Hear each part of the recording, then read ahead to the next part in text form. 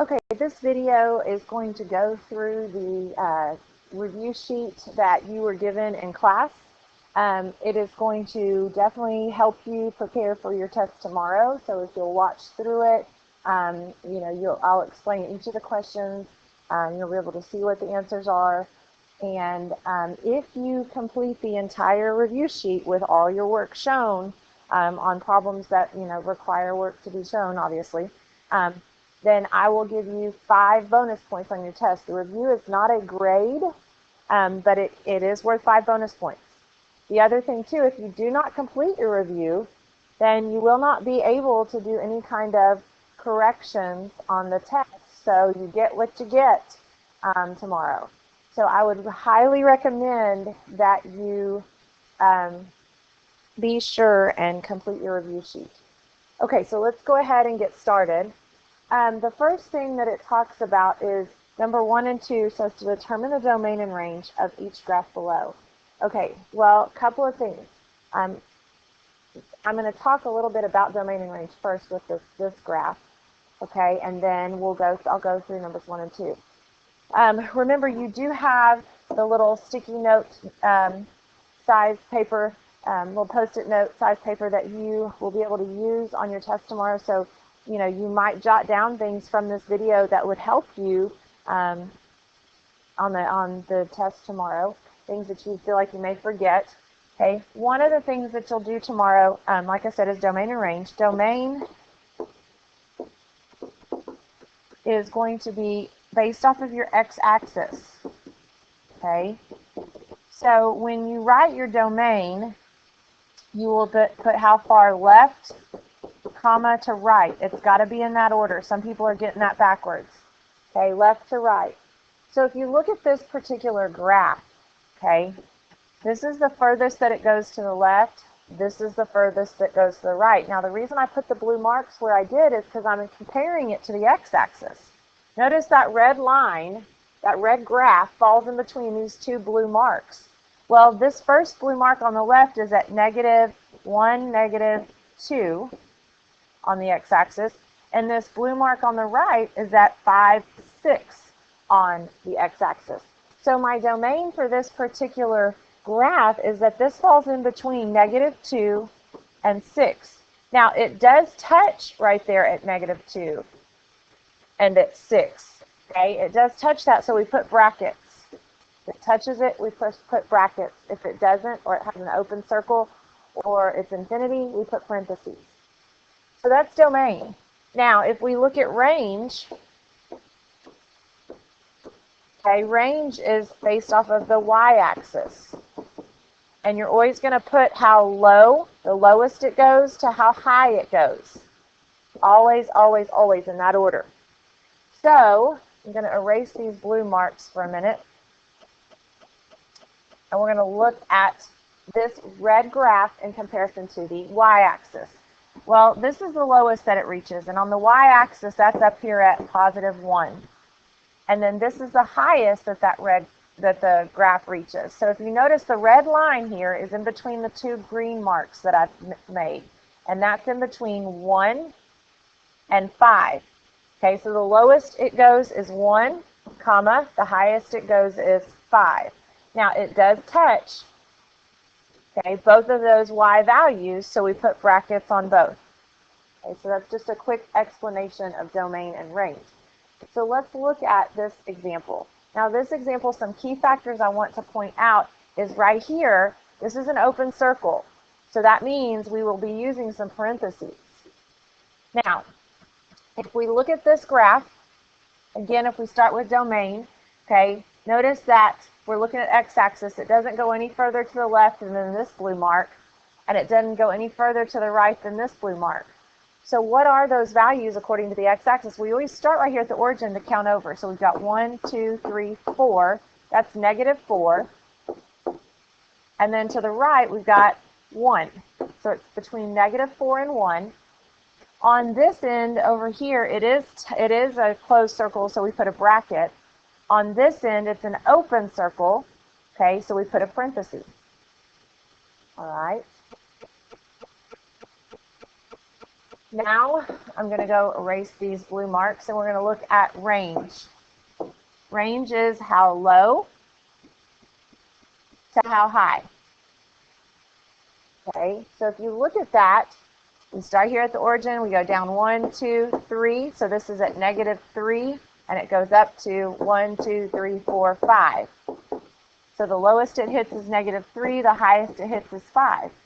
Again, you've got to pay attention to, erase this for a second. What you've got here, you've got an open circle at -3, so parenthesis, and a closed circle even with 5, so you put a bracket. Okay, so that's number 1. Number 2, a little bit different this time because we have these arrows on the end. So first, let's look at domain. This is the furthest to the left it goes. And these arrows indicate that this is going to keep on going forever. So it's going to continue going to the right forever towards infinity. So I've got 1, 2, 3, -3, comma, infinity. So we do left to right, okay? And it is touching right here at -3, so I put a bracket. There's no point there, but it actually is touching that place. Okay, it's touching that point. And then we always use parentheses next to infinity. Okay, now, range. The range, again, this is continuing.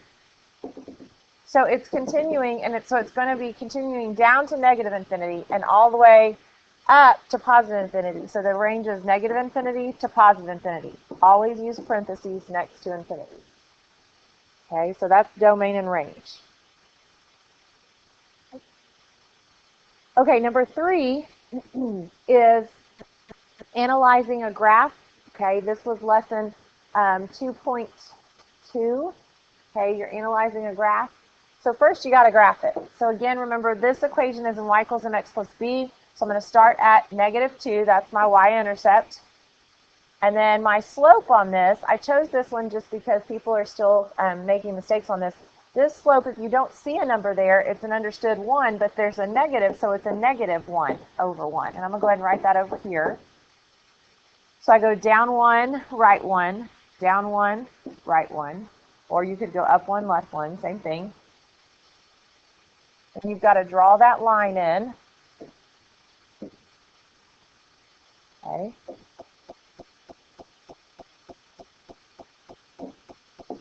So there is my line. Okay, now increasing or decreasing. Let me say something about that. If you have a negative slope, then you're going to have a decreasing line. If you have a positive slope, you're going to have an increasing line. Okay, so look here, we've got a negative slope. Plus you can see this line, if we look at it, it is decreasing. So don't forget to circle decreasing there. We already know our y-intercept. We talked about that. Okay, it's in the equation. It's -2. The x-intercept. Well, okay, on the x-intercept, if we would have continued making points on this, okay, we can see where it actually touches the x-axis. Okay, and it's at a whole number. So we say our x-intercept is -2, 0. Now, I want to remind you with linear functions, I'm going to erase some of this stuff I've drawn here.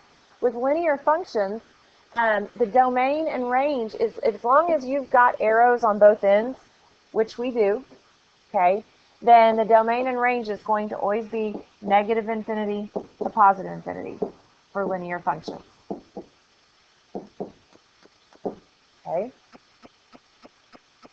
End behavior. All right. I'm going to do a little explaining on this because some of us are still missing this.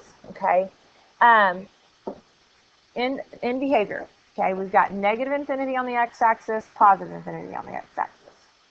-infinity on the y-axis, positive infinity on the y-axis. So what you've got to do is you've got to look at, okay, this right here, what I'm circling, that's saying go to your x-axis, -infinity side. Well, x-axis, -infinity side is right here. That's the left side of my graph. Okay. what is the left side of my graph doing? Is it pointing up or down? And if you notice, it's pointing up, so it's going to infinity. All right, then, put some different colors here. This right here that I'm circling is the positive x-axis. It's saying x-axis, positive infinity side. That's this side. So if you look, that's this end of the graph, the right end of the graph. And it is pointing down. So it's going towards negative infinity. Okay, so that's end behavior.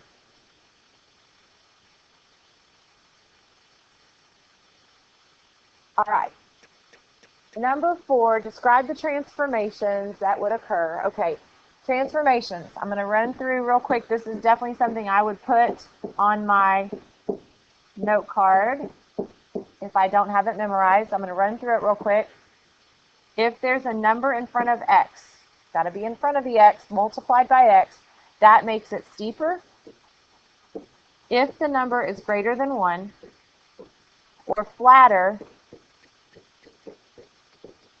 if the number is less than 1 but greater than 0, so a fraction. Okay. The next piece is this h. Okay, if you have a plus h, you're going to be sliding to the left.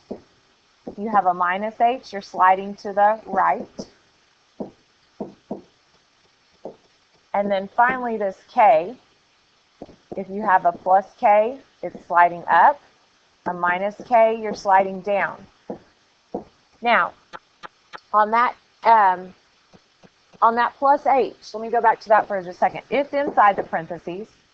The plus k or minus k is on the outside of the parentheses. Okay, and then again, this a right here is in front of x. Okay, being multiplied by x. So if you look right here, this 5 is in front of x, attached by multiplication. So that means that 5 is making it steeper or flatter. Well, then you've got to decide, is it bigger than 1 or smaller than 1? It's obviously bigger, so this is steeper. Okay. And then that minus 6 is outside the parentheses, so that's my k. And so it's a minus k, so it's going down 6. All right. So this is my A right here. All I have is A and K in this one. I don't have an H. This right here would probably be something I would maybe write on my note card unless I feel really good about having that memorized.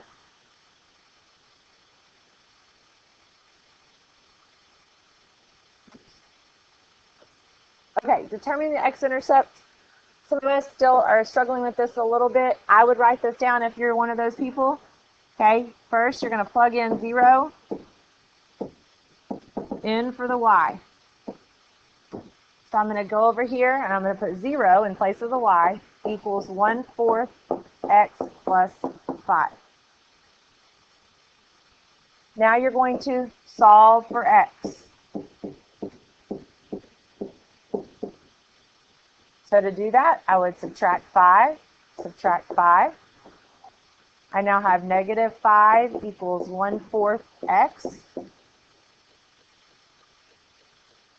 To get that 1/4 off of there, you're going to divide by 1/4. And if you do that to one side, you have to come over here and do this to the other. And this is where some of us stop. Use your calculator. Okay, you have negative 5 divided by, and then you're going to do 1/4 in the calculator. Okay, and then hit enter. And it's like magic. It's going to give you the answer. The answer to this would be negative 20. Okay, so this over here would be something I would probably write on my note card if I'm afraid I'd forget. This is how we find the x-intercept.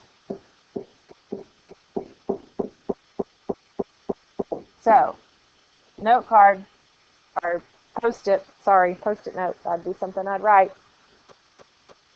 Okay, I don't want these videos to get too long or they won't send very well, so I'm going to cut this video off here, and then I'll restart and do the rest of it or no, not the rest of it, but the back of this first page on the next video.